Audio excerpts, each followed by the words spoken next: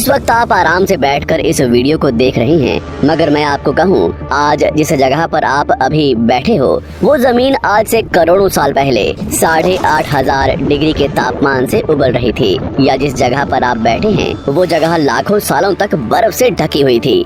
ये दोनों बातें सच हैं। इस 15 मिनट की वीडियो के अंदर आप पृथ्वी के 450 करोड़ साल के सफर को देखने वाले हैं। जिस जगह आज हमारा सौरमंडल है वहाँ विभिन्न प्रकार की गैस और धूल के बादल हुआ करते थे। वैज्ञानिकों के मुताबिक इन धूल के बादलों से दूर एक तारा हुआ करता था।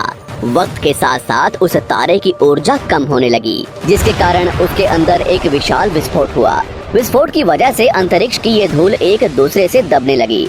इस दौरान बादलों में स्थित धूल के कण दबाव और गर्मी के कारण बड़े उल्कापिंड और पत्थरों में परिवर्तित हो चुके थे, और इसी दबाव की वजह से इन बादलों में स्थित रेडियो एक्टिव पदार्थ ने ग्रेविटी का निर्माण किया। इस ग्रेविटी के कारण बीच में हाइड्रोजन और हीलियम इकट्ठा होने लगे। बीच के इस भयंकर दबाव के कारण एक विशाल विस्फोट हुआ, और इसी विस्फोट के कारण हमारे सूरज का जन्म हुआ। अंतरिक्ष में फैले एस्टेरॉयड यानी क्षुद्र ग्रहों में भारी वजन की वजह से सूरज के करीब आकर सूरज की परिक्रमा करने लगे। धीरे धीरे इन्हीं एस्टेरॉयड में भारी टकराव हुआ, जिसके फलस्वरूप मरकरी, विनस, अर्थ और मार्स जैसे ग्रहों का निर्माण हुआ। वैज्ञानिकों के मुताबिक उस वक्त पृथ्वी और मार्स यानी मंगल ग्रह के बीच थिया नामक ग्रह सूरज की परिक्रमा किया करता था। पृथ्वी पर ग्रेविटी होने की वजह से सूरज की परिक्रमा करने वाले एस्टेरॉयड अब पृथ्वी की परिक्रमा करने लगे, और धीरे धीरे करोड़ों सालों तक ये पृथ्वी पर गिरते रहे। और ऐसी घटना हमारे पड़ोसी ग्रह थिया पर भी हो रही थी, जिसके कारण थिया पृथ्वी के और करीब आने लगा और आकर पृथ्वी से टकराया। इस भयंकर टकराव की वजह से पृथ्वी के हिस्से कणों के रूप में अंतरिक्ष में फैल गए और एक रिंग्स की तरह पृथ्वी की परिक्रमा करने लगे। इन्हीं परिक्रमा करते हुए कणों में टकराव होने लगा, जिसके कारण हमारे चांद का निर्माण हुआ। उस वक्त पृथ्वी पर सिर्फ एक ही समुद्र हुआ करता था, और वो था 1900 डिग्री सेल्सियस की तापमान पर उबलते हुए लावे का। उबल रही थी वो सारी चीजें जिसे आज आप अलग अलग नाम से जानते हैं। वक्त के साथ साथ पृथ्वी धीरे धीरे ठंडी हो रही थी, जिसके कारण पृथ्वी के भारी तत्व जैसे धातु और रेडियो एक्टिव पदार्थ पृथ्वी के केंद्र में जाकर इकट्ठा हो गए, और हल्के पदार्थ पृथ्वी की सतह पर आ गए। लाखों सालों तक पृथ्वी पर उल्कापिंडों की बरसात हुई, और इन गिरते हुए उल्कापिंडों में जमा था नमक, मिनरल्स और पानी। करोड़ों सालों तक इन उल्कापिंडों की बरसात होती रही, और धीरे धीरे पृथ्वी की ऊपरी सतह पानी से ढकने लगी। वैज्ञानिकों के मुताबिक यही वो वक्त था जब दूर गहरे पानी के अंदर निकलते ज्वालामुखियों से पहली बार सूक्ष्म जीवों का निर्माण हुआ। लाखों सालों बाद एक वक्त ऐसा आया जब पृथ्वी की पूरी सतह पानी से ढक चुकी थी। हमारी पृथ्वी के सबसे अंदर का कोर रेडियो एक्टिव पदार्थ से बने होने की वजह से हरदम गर्म होता रहता है, लेकिन जब भी पृथ्वी की ऊपरी जमीन ठंडी हो जाती है तब पृथ्वी के अंदर की गर्मी बाहर नहीं निकल पाती, जिसके कारण ज्वालामुखियों का निर्माण होता है। और उस वक्त कुछ ऐसा ही हुआ। पानी से ढकी हुई पृथ्वी पर हजारों की तादाद में ज्वालामुखी निकलने लगे, और आने वाले लाखों सालों तक इन ज्वालामुखियों का निकलना जारी रहा, जिससे पानी के ऊपर जमीन का निर्माण हो रहा था। इस वक्त भी पृथ्वी पर वातावरण न होने की वजह से अंतरिक्ष से उल्कापिंडों की बरसात हो रही थी। आज से लगभग 300 करोड़ साल पहले पृथ्वी पर ऐसा वक्त आया जब पृथ्वी का वातावरण लगभग स्थिर होने लगा था। ज्वालामुखी निकलने धीरे हो गए थे, और पृथ्वी का एक दिन 12 घंटे का हुआ करता था। साल बीतते गए, और धीरे धीरे ये सूक्ष्म जीव विकसित होते गए और समूह में रहने लगे। आज से लगभग 250 करोड़ साल पहले पहली बार पृथ्वी पर ऐसे जीवों का निर्माण हुआ जो जीने के लिए ये पानी के अंदर के मिनरल्स यानी खनिज पदार्थ और धूप का इस्तेमाल करते थे, और मल त्याग के रूप में ऑक्सीजन बाहर निकालते थे। इस वक्त तक पृथ्वी पर ज्यादातर ज्वालामुखी निकलने बंद हो चुके थे, और इन माइक्रोबैक्टीरिया की वजह से वातावरण में ऑक्सीजन की मात्रा बढ़ रही थी। वातावरण में ऑक्सीजन बढ़ने की वजह से पृथ्वी का वायुमंडल बनना शुरू हुआ, और आने वाले हजारों सालों तक वातावरण में ऑक्सीजन की मात्रा बढ़ती रही। जिसकी वजह से पृथ्वी के ज्यादातर हिस्सों में ये सूक्ष्म जीव फैल गए। हजारों सालों बाद एक वक्त ऐसा आया जब पृथ्वी में ज्यादा ऑक्सीजन बढ़ने के कारण ये सूक्ष्म जीव मरने शुरू हो गए। उस वक्त तक पृथ्वी का वातावरण ठंडा होने के साथ साथ ऑक्सीजन से भी भर चुका था, जिसके कारण जमीन और वातावरण में स्थित आयरन यानी लोहे के मिनरल्स पानी में स्थित ऑक्सीजन से रिएक्ट होने लगे। और एक वक्त ऐसा आया जब पृथ्वी की जमीन आज के मार्स के जैसे लाल हो चुकी थी।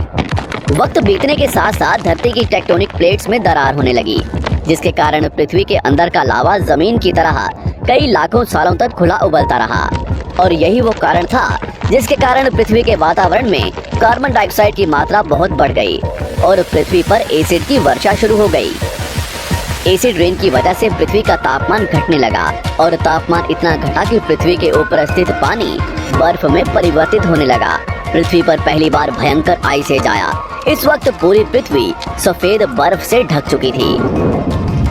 आमतौर पर जब धरती पर सूरज की किरणें गिरती हैं, तब जमीन उन किरणों को सोख लेती है, मगर क्योंकि पूरी पृथ्वी बर्फ से ढक चुकी थी और क्योंकि बर्फ सफेद और चमकीली होती है, जिसके कारण सूरज की किरणें धरती पर गिरने के बाद वापस चली जाती थी। इसी कारण से पृथ्वी कई लाखों सालों तक बर्फ से ढकी रही, मगर फिर से पृथ्वी के अंदर स्थित गर्मी ज्वालामुखी के रूप में निकलना शुरू हो गई और इन ज्वालामुखियों से निकलने वाली गर्मी ने बर्फ को पिघलाना शुरू कर दिया। इसी बीच पृथ्वी की गहराई में बचे कुछ सूक्ष्म जीव धीरे धीरे बदल रहे थे और अब वो ऑक्सीजन को अपने शरीर को बड़ा और जटिल बनाने के लिए इस्तेमाल करने लगे थे। इस बीच पानी में अलग से भी छोटे समुद्री पौधे निकलने शुरू हो चुके थे। बाहर जैसे जैसे ज्वालामुखी निकल रहे थे, वैसे वैसे वातावरण कार्बन डाइऑक्साइड की वजह से गर्म हो रहा था। वक्त के साथ साथ बर्फ तो पिघलने लगी, मगर धरती पर फिर से एसिड की वर्षा शुरू हो गई, जिसके कारण फिर पृथ्वी ठंडी होने लगी और फिर पृथ्वी की ज्यादातर सतह बर्फ से ढक गई।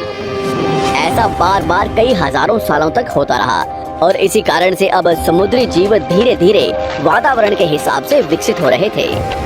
इस बीच कई सारे जीव और समुद्री जंगल विलुप्त हो गए, मगर जो बच गए वो धीरे धीरे पृथ्वी के बदलते तापमान के हिसाब से ढलते गए और अब हजारों सालों बाद समुद्री पेड़ बर्फ की वजह से पूरी तरह से मरते या सूखते नहीं थे। अब सूक्ष्म जीव समुद्री जीव बन चुके थे। जब फिर से ज्वालामुखियों ने पृथ्वी की बर्फ को पिघलाना शुरू किया, तब ये समुद्री पेड़ जल्दी विकसित होकर फैल गए। धीरे धीरे वातावरण में ऑक्सीजन की मात्रा बढ़ने लगी और पृथ्वी पर होने वाली एसिड की वर्षा कम होने लगी। वातावरण में ऑक्सीजन आने की वजह से पृथ्वी की ओजोन लेयर्स मोटी होने लगी और आज से लगभग 47 करोड़ साल पहले पृथ्वी की ऊपरी सतह पर पहली बार मोसोस नामक प्लांट उगना शुरू हुआ। वक्त के साथ साथ जमीन पर अलग अलग प्रकार के पौधे और पेड़ उगना शुरू हुए। एक वक्त ऐसा आया जब जमीन के पेड़ों की लंबाई लगभग 80 से 100 फीट जितनी या आज के 5 से 6 मंजिला बिल्डिंग जितनी ऊंची हो चुकी थी। ये वो वक्त था जब समुद्री जानवर समुद्र से बाहर निकल रहे थे और जमीनी जानवरों में परिवर्तित हो रहे थे। धरती की ज्यादातर जमीन एक जगह इकट्ठी हो चुकी थी, जिसे आज हम पैंजिया महाद्वीप के नाम से जानते हैं। पृथ्वी का वातावरण और तापमान लगभग स्थिर हो चुका था और अब करीब 21 से 23 घंटे का दिन हुआ करता था। अब समुद्री जीव पानी से बाहर रहने लगे थे और वातावरण के हिसाब से उनके शरीर का रंग रूप बदल रहा था। धीरे धीरे ये जमीनी जानवर डायनासोर्स में परिवर्तित हो गए। जिन डायनासोर्स ने पेड़ पौधे खाने शुरू कर दिए, उनका शरीर लंबा और विशाल रूप से विकसित होने लगा। कुछ डायनासोर्स शिकार किया करते थे, जिसके कारण वे छोटे और तेज होते चले गए।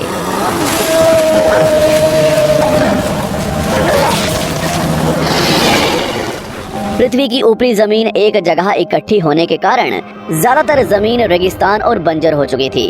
ज्यादातर जंगल समुद्र के करीब हुआ करते थे, जिसमें डायनासोर्स रहा करते थे। आज से लगभग 20 करोड़ साल पहले पैंजिया महाद्वीप टूटना शुरू हो गया।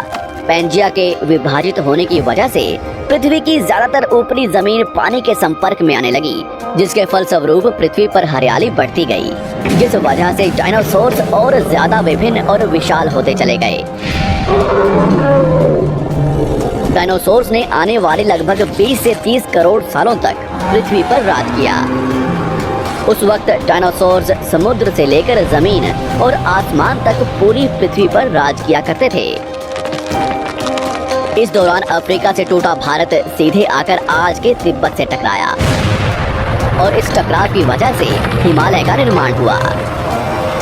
आज से लगभग 6.5 करोड़ साल पहले पृथ्वी की तरफ आज के माउंट एवरेस्ट से भी बड़ा लगभग 4.5 लाख करोड़ किलो जितना वजनीय उल्कापिंड लगभग 80,000 किलोमीटर प्रति घंटे की स्पीड से पृथ्वी की तरफ आ रहा था। पृथ्वी की सतह को छूते ही उसमें भयंकर आग लगी और वो जलते हुए सीधा पृथ्वी से टकराया। इस टकराव से निकलने वाली ऊर्जा आज के 10 करोड़ परमाणु बम एक साथ फटने के बराबर थी। जहां ये उल्कापिंड गिरा, वहां के जानवर और पेड़ तुरंत भाप बनकर जल गए। गिरते ही पृथ्वी पर पूरी तरह धूल फैलने लगी। समुद्र में भयंकर बाढ़ आने लगी। भूकंप और आग ने पृथ्वी को जलाना शुरू कर दिया।